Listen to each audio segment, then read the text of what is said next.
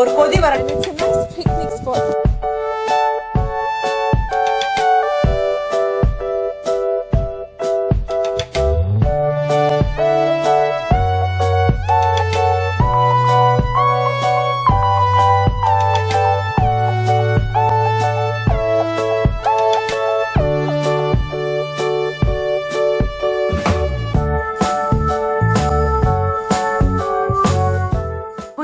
ஈஸியாக பண்ணுற தக்காளி பிரியாணி.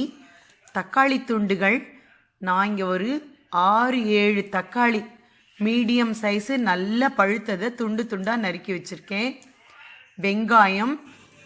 வெங்காயத்தை நல்லா நறுக்கியிருக்கேன்.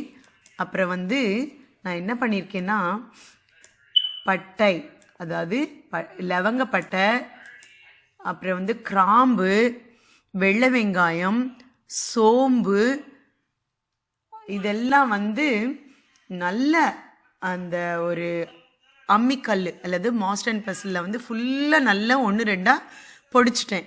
பொடிச்சதுக்கப்புறமா கடுகு அடுப்பில் 2-3 டேபிள் ஸ்பூன் எண்ணெயை விட்டுட்டு நிறைய வெங்காயத்தை நல்லா வதக்கிட்டு அதுக்கப்புறம் நான் பொடிச்சு வச்ச அந்த மசாலாவை அதோட போட்டு, அதோட நான் என்ன ஸ்பெஷலாக போட்டிருக்கேன்னா நெடக்கடலை, முந்திரி பருப்பு 2ஐயும் போட்டிருக்கேன். அப்போ செமையாக ரொம்ப சூப்பர் டேஸ்ட் வரும் உங்களுக்கு. அந்த வெங்காயம் நல்லா வதங்கினதுக்கப்புறம் மசாலா போட்டு வதக்கிட்டு தக்காளி துண்டுகள் அதையும் போட்டு நல்லா வதக்கும் பொழுது, நல்லா வதங்கணும்.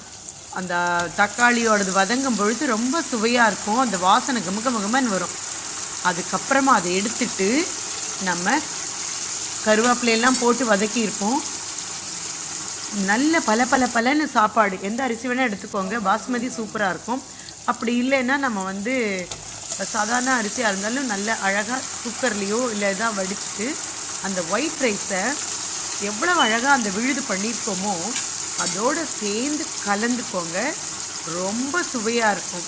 நம்ம எல்லாமே சேர்த்து குக்கரில் வைக்கிறது ஒரு விதமானது, அதை விட சுவையானது இந்த மெத்தடு. ஒயிட் ரைஸை தனியாக பண்ணிவிட்டு இந்த கிரேவியை தனியாக பண்ணிவிட்டு கலக்கும் பொழுது சூப்பராக இருக்கும். மேலால் நிறைய கொத்தமல்லி தழையை தூவிட்டு சாப்பிடும் பொழுது ரொம்ப எக்ஸலண்ட்டாக இருக்கும். தேவைக்கு ஏற்ப உப்பு, காரம் பச்சை மிளகாய் காரம், கரம் மசாலாவோடது எல்லாமே சேர்ந்து ரொம்ப அருமையாக இருக்கும். இது ரொம்ப எளிதாக இருக்குது, டேஸ்ட்டாகவும் இருக்குது. கண்டிப்பாக நீங்கள் செஞ்சு பார்க்க முடியும். இதை நிச்சயமாக நீங்கள் செஞ்சு பாருங்கள்.